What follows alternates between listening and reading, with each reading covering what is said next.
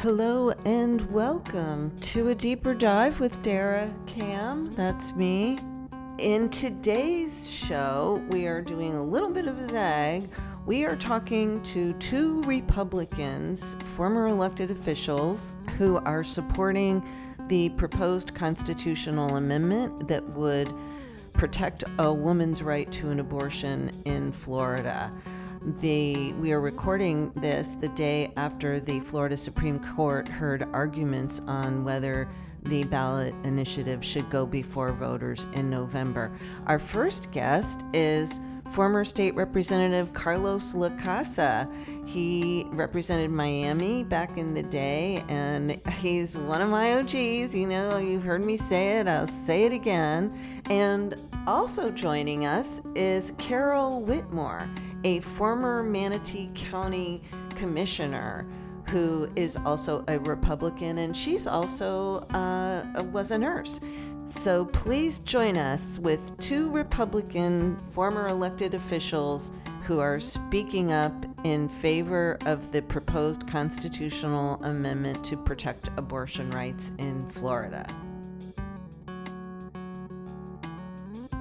You're listening to A Deeper Dive with Dara, a podcast by the News Service of Florida.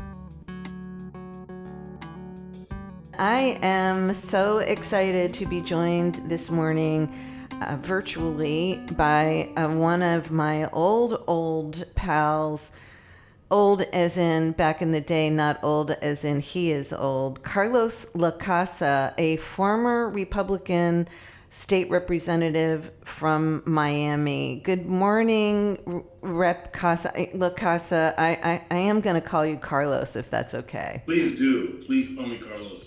And good morning to you, Dara. It's great to see you. Yeah, it's great to see you too. And it's so we are here, we're zagging a little bit this morning because this episode is going to be about the abortion initiative that is trying to get before voters in November. And we are going to have Representative Lacasa and another Republican. I think she's still a Republican. She might be a former Republican, but we're zagging a bit because we have spoken about this issue before and it's been with Democrats.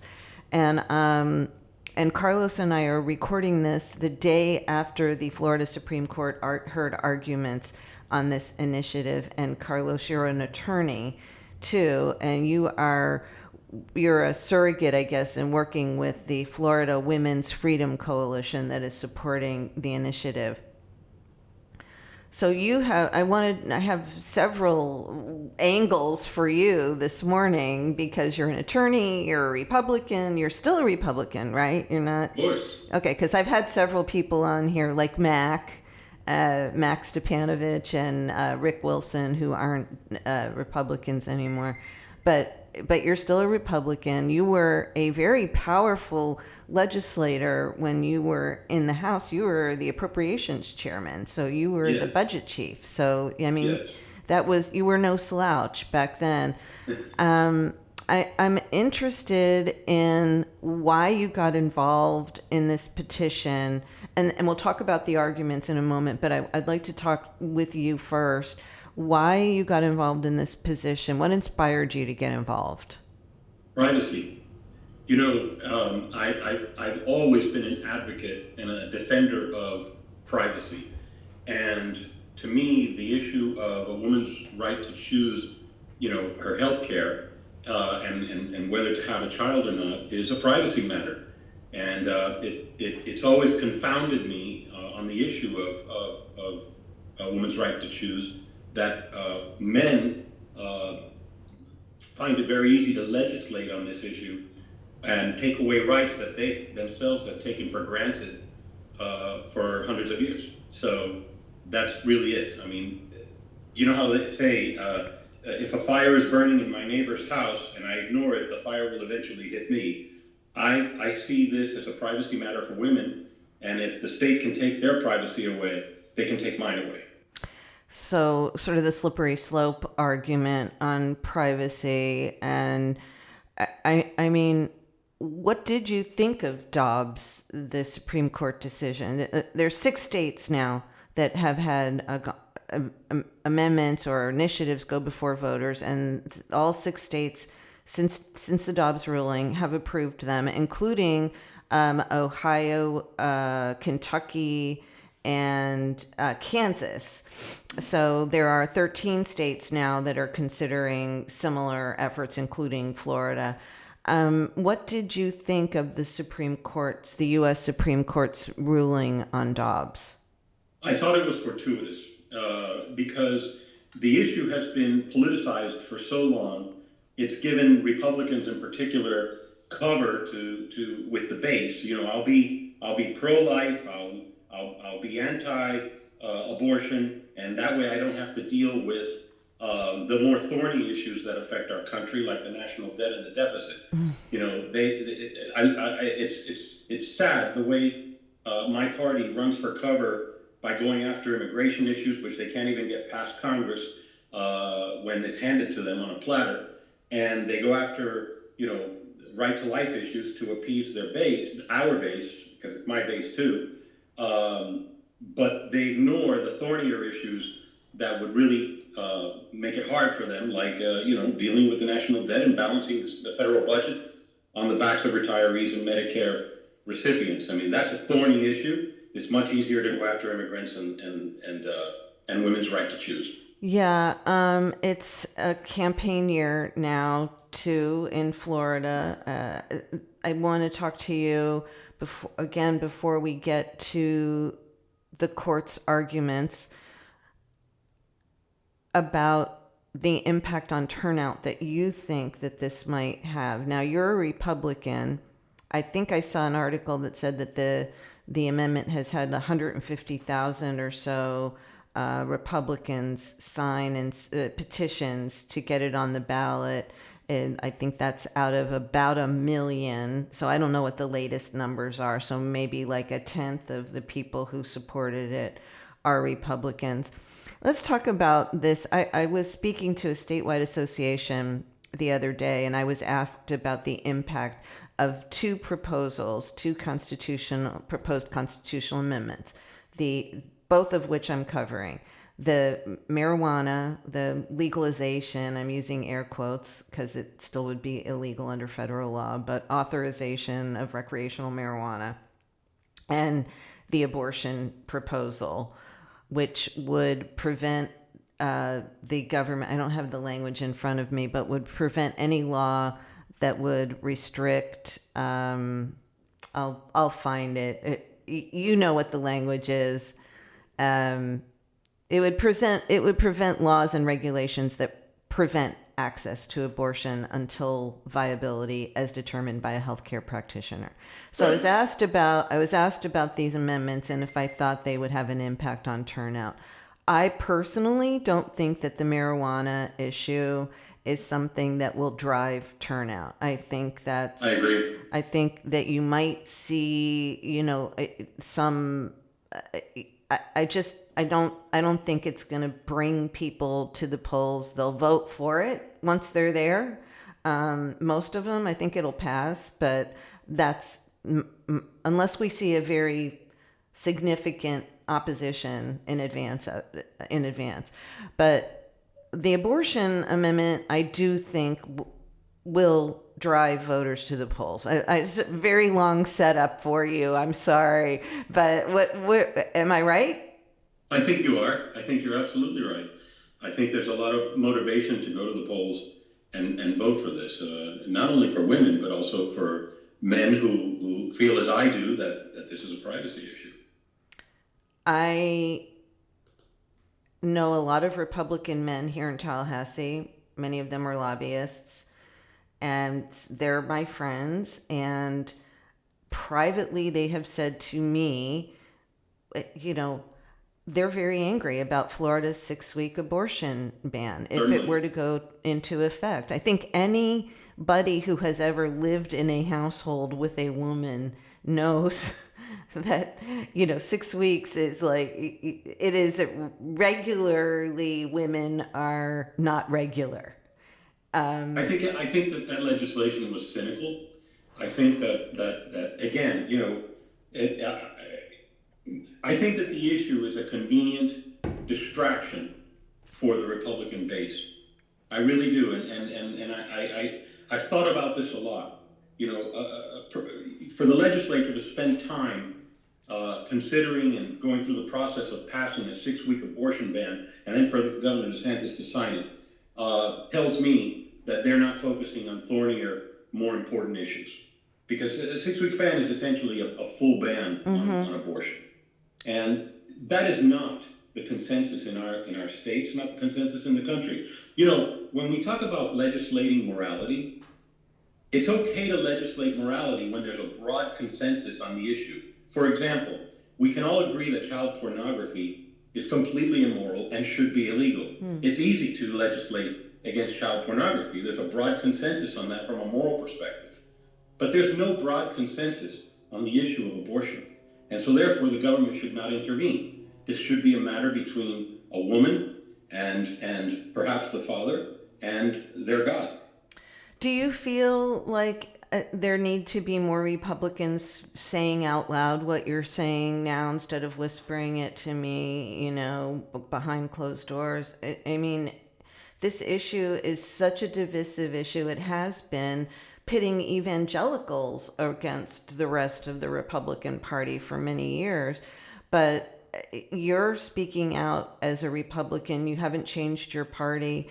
Are you getting pushback from your pals down in the 305, or what are you hearing? No, I'm not. I haven't had any pushback whatsoever. That doesn't mean it won't start as the campaign gets more vocal, assuming the Supreme Court approves the item for the ballot. But up until now, I haven't. Okay, well, if you say, I'm believing it if you say that. Let's talk about the arguments.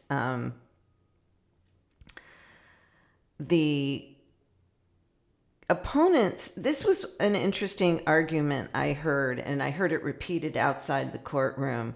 Matt Staver, I remember when he was filing lawsuits, when he first started the Liberty Counsel, and people thought he was kind of a crackpot. I mean, he was getting laughed out of court all over, and now he's, a major player in some of these culture war issues. One of the things that they argued was that if the amendment were to pass, it would eviscerate all regulation of abortion and allow tattoo artists to perform abortions in the street. I mean, that seems like a very kind of nonsensical thing to say. Is that correct? Well, I remember Justice Muniz and Coriel raising that point, and I thought that Ms. Brewster, the counsel for the proponents, responded pretty well. It's silly to think that the power of the legislature and the Board of Medicine and other regulatory agencies that regulate healthcare in the state of Florida would cease to have the ability to regulate medicine in Florida. Of course, they're going to be able to do that. And there will be continuous litigation on these fine points. But I'm convinced that Florida, as Chief Justice Muniz said, we're not stupid in Florida.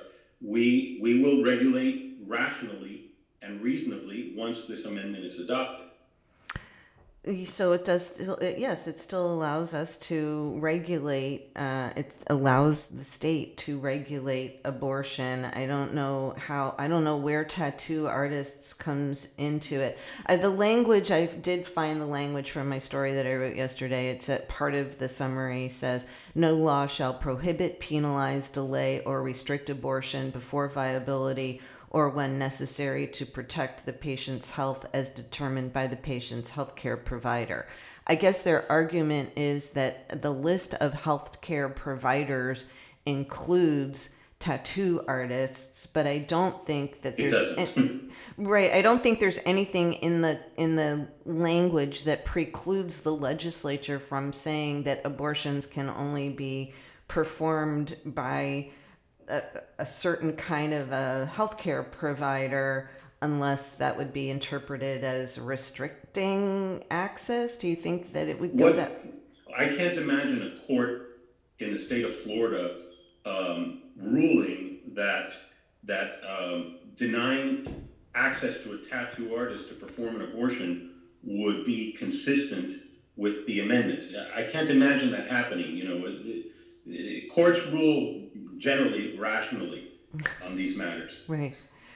Right. And that was one of the arguments. I think if you were whipping votes, you listened to the arguments. I was there in person. I quoted Justice Curiel at length who was also, can I do this? Can I brag on myself? He was a guest of the podcast. He's a huge fan of the podcast. That had no impact on my quoting him at length yesterday. I promise. I thought he did a good job. I promise. Here's what he said. He said, if I understand your position, you're saying this is a wolf. And a wolf it may be, but our job is to answer whether it's a wolf in sheep's clothing. That's all we get to do. I guess my point is, by coming in and telling us this is a wolf, we may find that very persuasive from the standpoint of whether or not to vote in favor of the amendment. But it seems like that's not the question before the court. The question before us is this hiding a ball in some meaningful way? Or should we not say, the voters can look at this and say, gee, that sounds really sweeping, let's not approve this? I agree with him. The way I interpreted his statement is that the test for the Supreme Court, and the test that Curiel was talking about, is whether or not the ballot language is clear. Whether or not voters will understand it, or whether or not there's a hidden wolf in there, a hidden ball, that if this thing is adopted, there's an agenda behind it that we're not aware of. And I think he was right on that point, if I understood him correctly. And I don't think so. I think that the language is crystal clear, and I think that it leaves the door open for reasonable regulation of healthcare. I mean, it cannot possibly be interpreted another way. No court in the state would interpret it any other way. Justice We're talking about healthcare. Justice Kennedy raised another issue, and he said that there's nothing in the Constitution that allows the Supreme Court to decide on the subject matter of a ballot initiative. You know what comes to mind? Pregnant pigs, right? Right. Yes. I'm sure that if they, that they got a lot of grief over pregnant pigs, but whatever, it made it on the ballot. And so what do you say about what Justice Kennedy, his remarks regarding the limits that the court has in keeping items off the ballot? Well, what I think Justice Kennedy was sensitive to the fact that that the Supreme Court's review of the ballot initiative is very limited, and I think probably deep down inside he had a concern that the review process for some of the justices that are opposed to this ballot question, it might go beyond that role. Right. I can see. Look, there were some very interesting points raised. Chief Justice Muniz raised the point about, how does this amendment jive with Article 1, Section 2 of the Constitution, regarding personhood, whether or not a fetus is a person. Right. And I thought that was a very interesting point that they're going to have to deal with. He raised that point in the arguments about the 15-week ban too. So that is something that he is attaching to the abortion argument. I did find that interesting, but what we're talking about here is a balancing act. And I think that the word balancing act was mentioned in the hearing yesterday. You're balancing a woman's right to control her own body, to control her own health care until a certain point in time, and that time is viability of the fetus. And then at that point, if you support this ballot initiative, you support that at viability, the rights of that child attach. the rights of that unborn child attach, constitutional rights. Right. But prior to viability, if you support this ballot initiative, you have to believe that the rights of a woman to control her own body and her own health care trump the rights of an unborn child. That is the only way you can support this, the whole concept of abortion. You know, that is, it kind of feeds into this whole discussion about the Handmaid's Tale, you know, Yes, absolutely. of the rights of a fetus outweighing the rights of a grown, you know, living woman. I mean, Exactly. it does really boil down to that. It's very difficult. I don't like to read too much into the questions the justices ask or their backgrounds, but I'm going to ask you to do that. Where if you were doing a back of the napkin now, and you were whipping votes, what would your sheet say about what the ruling, what the decision would be? I think it's going to be a close decision. I wouldn't be surprised if it's a 5-4 decision, only because I think it's going to be really hard for some of the justices to stick to the strict, test of whether or not the ballot language is appropriate to be approved. I think that deep down inside, some of the justices might find it hard to ignore their own personal feelings on the matter. I hope that doesn't happen. I hope that their professionalism overrides their personal feelings on the matter, but I got the impression from some of the questions that might not be possible for some of the justices. So should I just go out on a limb and name names? Do you want to do that? Should we play that game? I don't want to do that. Well, if you're not going to do it, then I'm not going to stick my neck out. So. I think you're right. I do think it will be close.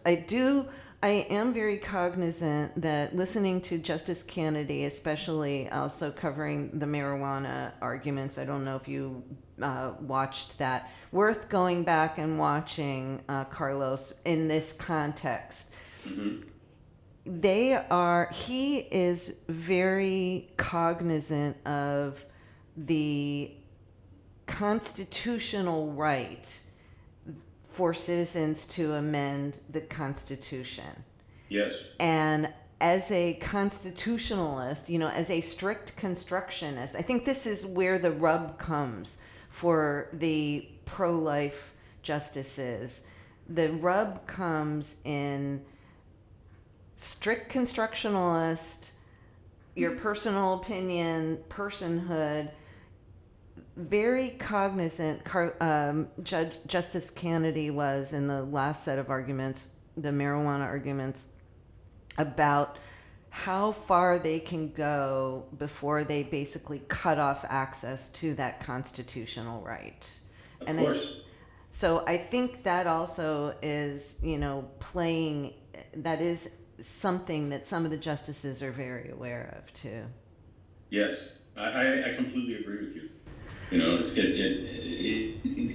It's funny because there are certain issues that the strict constructionists get foisted on their own petards over. And this is probably one of them. Yeah, it could be. You can't have it both ways. You can't be a strict constructionist and at the same time put your own personal feelings and opinions on the underlying substantive issue. In your opinion, in your ruling. It could be. Is there anything else that you wanted, that jumped out at you from yesterday's arguments that you wanted to touch on? I think that Justice Sasso's questioning on whether viability was would be clearly understood by the voters was right. Probably the second seriously challenging issue. Yeah. And I thought that Ms. Brewster's response to that was interesting. That I think she said that the concept of viability is woven into the fabric of our culture. I think those were the words. I'm paraphrasing, obviously. Yeah. I thought that was really the only reasonable response that you could have to that, because there's a science behind what is viability. Is it 24 weeks, 27 weeks? But the bottom line is that this issue falls or succeeds based on the public's view of viability. Because at viability, people like, supporters like me feel that at viability, the rights, the constitutional rights of an unborn child attach. And prior to that, in my personal balancing test, I favor the woman's privacy rights. There are people who are completely opposed to that view, and they consider themselves pro-life. But I think that we're all pro-life, unless we're completely insane. We're all pro-life. I love when guests answer the question before I ask it, because I was just going to ask you if you consider yourself to be pro-life. Of course. I'm pro-life. I'm pro-America. I'm pro-privacy. I'm pro-rule of law. I'm pro-civility. And that's why I'm here. The last thing I want to ask you, well, I got you. Trump v. Biden. Who's going to win? Certainly not the American people. You might not be in office right now, but that is a very politically savvy response. Carlos Lacasa, former state representative, attorney from Miami, who is working with the Florida Women's Freedom Coalition in support of the proposed constitutional amendment that would protect the right to an abortion in Florida. Thank you very much for joining me today. It's been a pleasure. We'll be right back with part 2 of our chat with Republicans who are speaking out in favor of the proposed constitutional amendment that would protect the right to an abortion in Florida.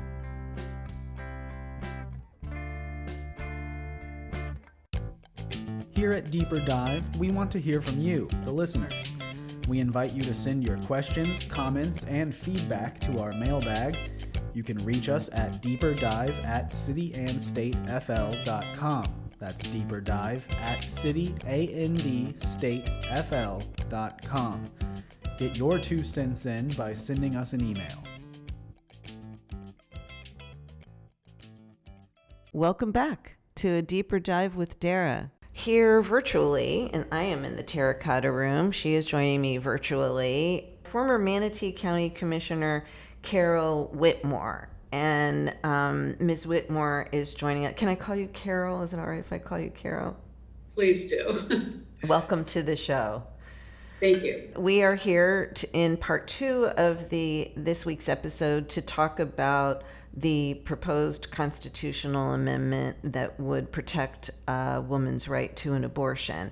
And we're recording this on the day after the Supreme Court arguments.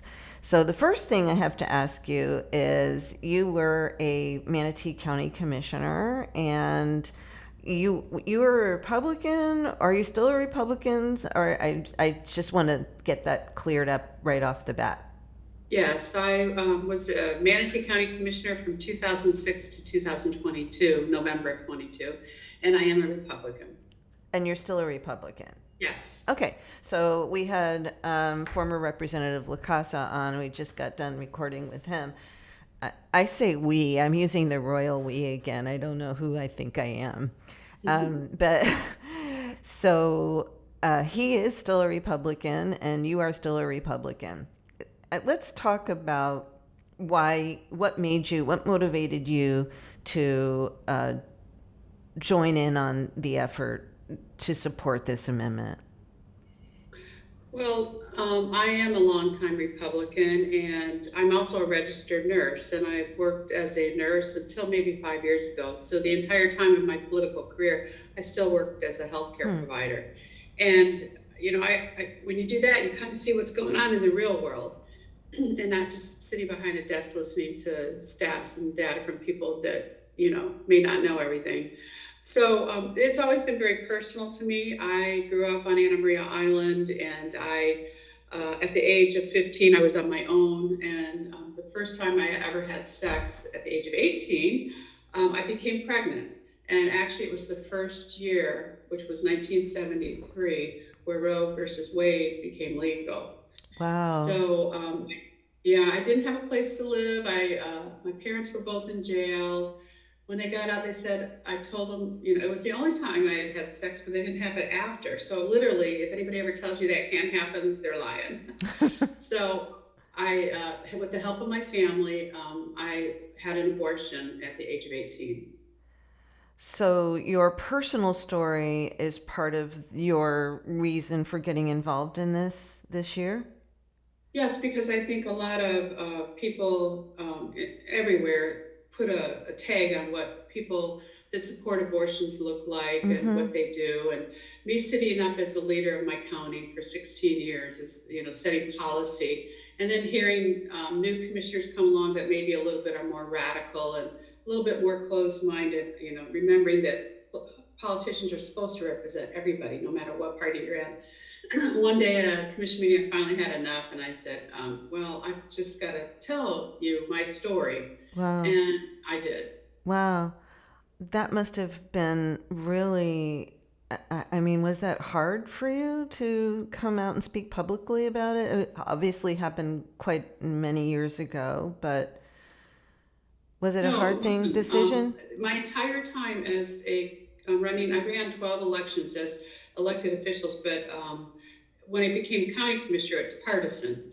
And they asked me in 2006 if I was pro-choice, and I said yes. Mm. And I was running against 3 other Republicans, and the local churches put flyers around that I supported this, and I still won. I beat a physician and a school board member, and I still won. So I've never not been truthful about how I feel about this issue. So that was in 2006. Do you think that you can, in Manatee County, get elected to the county commission as a pro-choice Republican today in 2024? I don't think 24, but I think when we see the results of our petition and this going to be on the ballot, I think things will change. I'm already starting to see, I'm very familiar with federal officials still and state, and I'm seeing a little bit of change on how they respond to some of these questions, because they're seeing that Florida does have a large support on all parties regarding this issue. I was wondering, I did ask Carlos about this, what your thoughts are. You're in the community. I imagine that many of your friends and colleagues are Republican, women and men. What are they saying? What are you hearing from them? We have the 15-week abortion ban in effect now. Depending on how the Supreme Court, it's complicated, right? Because the Supreme Court is weighing that law, the challenge to the 15-week law.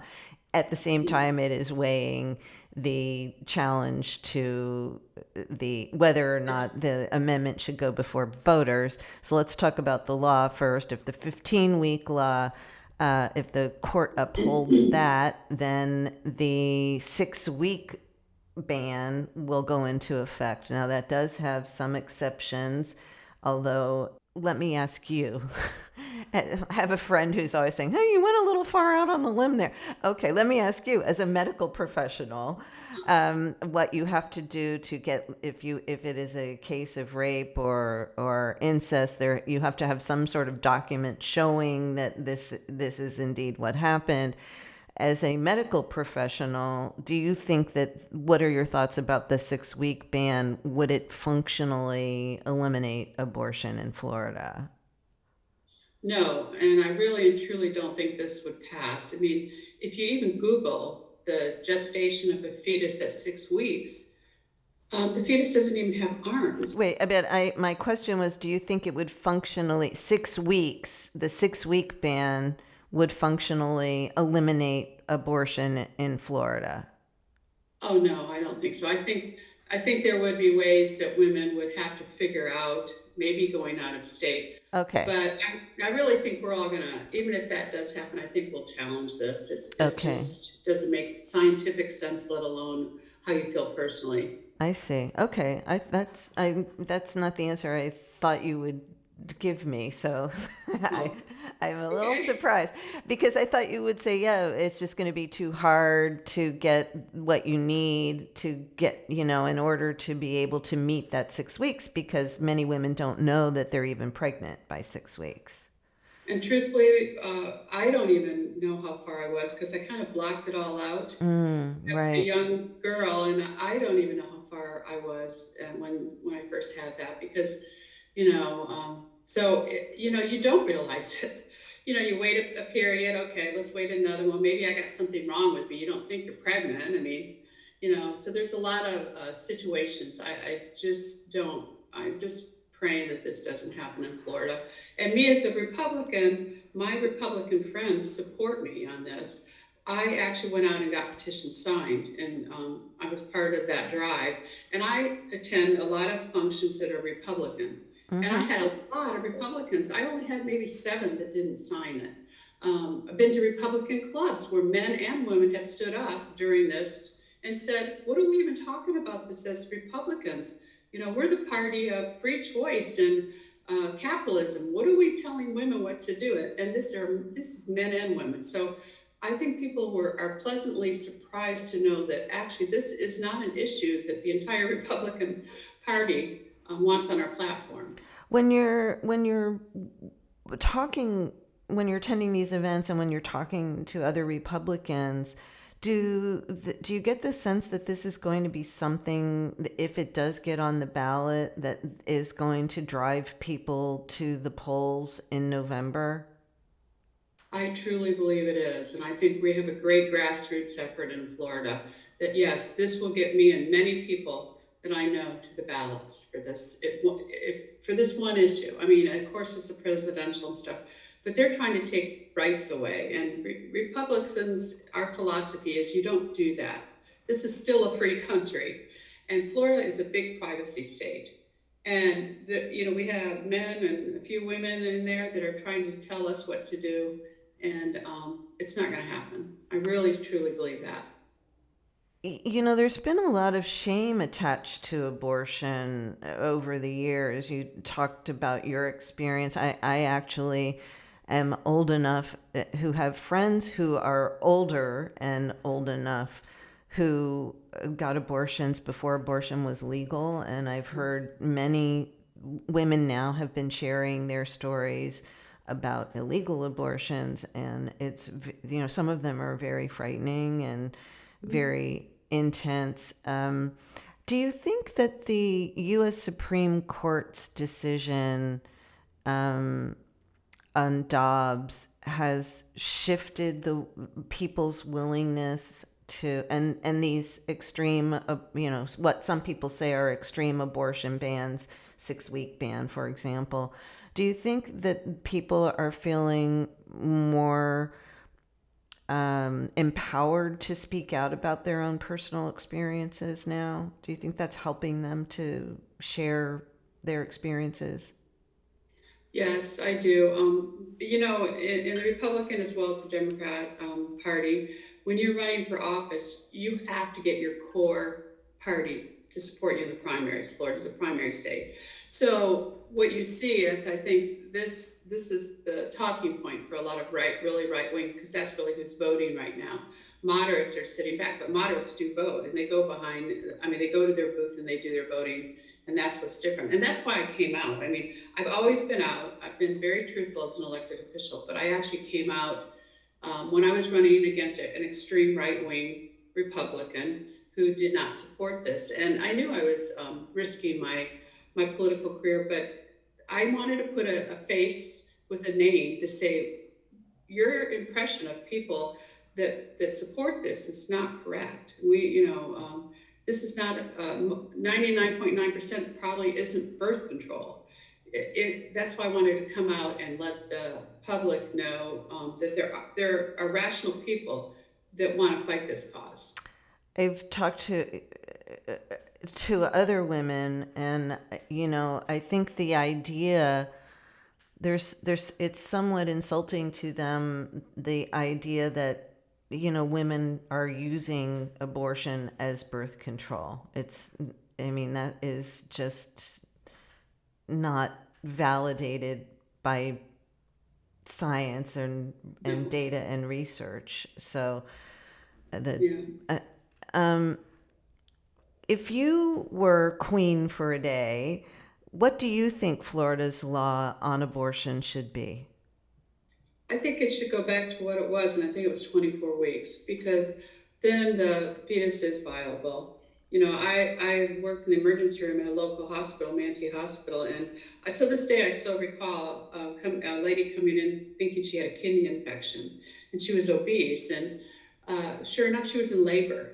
And I said, "You didn't have a period for like 40 weeks, and you did not realize that you were pregnant?" Wow. She didn't. And I still remember to this day, I kept thinking, that poor child, the mother didn't even have time to bond because Right. she was unaware that she was pregnant. And, so, I just still remember that. And that really bothered me. That's why I think we need to do a better job of, I think women need to stand up. Are you, and you are standing up. You're speaking to me now. You're active in I got to look up the name, the Florida Women's Freedom Coalition. That's the committee a committee that is helping the committee that's sponsoring the amendment. And I've always been supportive of Planned Parenthood. I couldn't do anything while I was in office because again, to me, I always felt like I had to represent both sides.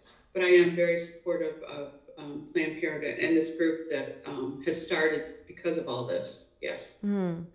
Well, I have just a few more questions. Thank you so much for joining me. Did you listen to the arguments yesterday?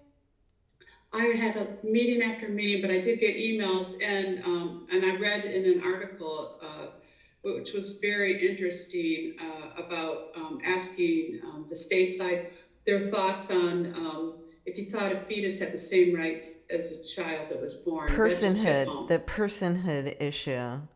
Yes, it just hit home. And of course the state couldn't answer it. They were And not that was telling. prepared. They were not prepared for that question. That was Chief Justice Carlos Muniz who asked that question about whether the fetus, whom which he referred to as the unborn child, has the same rights. What about their rights under Article 1, Section 2 of the state constitution about personhood? And the state was not prepared to answer that question. The justices, Carlos and I had a lengthy discussion about the arguments yesterday. I was there. I think one of the other things that you might be interested in weighing in is the viability question. The lawyer who represents the committee was asked about, like, how do you know, how does the regular voter know what viability means? If someone asks you that question, what's your answer? Well, it would be, of course, anatomically that, your lungs are formed, your brains are formed. Like 6 weeks, you just have eye sockets, maybe the starting of an eye, but are you going to be born? And you would never survive at 6 weeks. Very rarely. It does happen, but the child has problems much longer.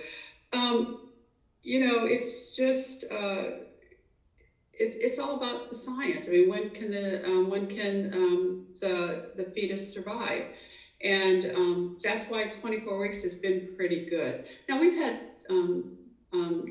babies born much earlier, and as a healthcare professional, my entire life, millions of dollars keeping the child alive, and then the child passes away to try to keep it alive. Being on a vent, a trach, tube feedings, developmental, never be able to be in the same classes of their age group children. So, I'm leaving that up to the physicians because they know, the pediatricians, neonatologists.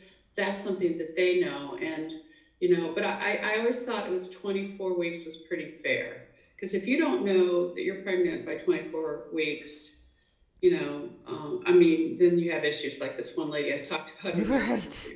That's an outlier. I would Very say big outlier. very, very much an outlier. Well, I really appreciate you taking the time to join us today. And is there anything that I missed that you'd like to discuss? No, I'm just asking that the citizens of Florida look at this and realize there are Republicans and they're all parties. There's the majority of Florida. I think we'll get over 60% on this. I really do. This is government overreaching and trying to take our rights away. And on this issue, it's women's rights. And the only way that can change is that the voters tell them that this is not going to happen. It's such an emotional issue. Have you gotten any negative pushback since you've been speaking out? Actually, it's shocking. No. I mean, I belong to the Republican Executive Committee, and I go, and they all know that I've been doing this. They know I've been, and in fact, they had a candidates forum when I was running and asked me about this issue. And somebody reminded me yesterday, they were in attendance, and I was explaining my story and why I'm very supportive. And they said so many people were shaking their head in acknowledgement. But it's just the Republicans are afraid to say something publicly. It's so interesting because I was telling Carlos that I have friends in Tallahassee who are Republican men. You know, I know where my Republican women friends are, most of them on this issue. The Republican men are very teed off about the 6-week ban and are privately, quietly, whispering to me that they would support this amendment. And yet, you're called a rhino, I guess, if you support it. So I don't know how we got, that's a whole discussion topic for another day. Rhino's a click word just to try to get at the people that actually think for themselves and don't follow the tribe blindly on either party. Right. That's true.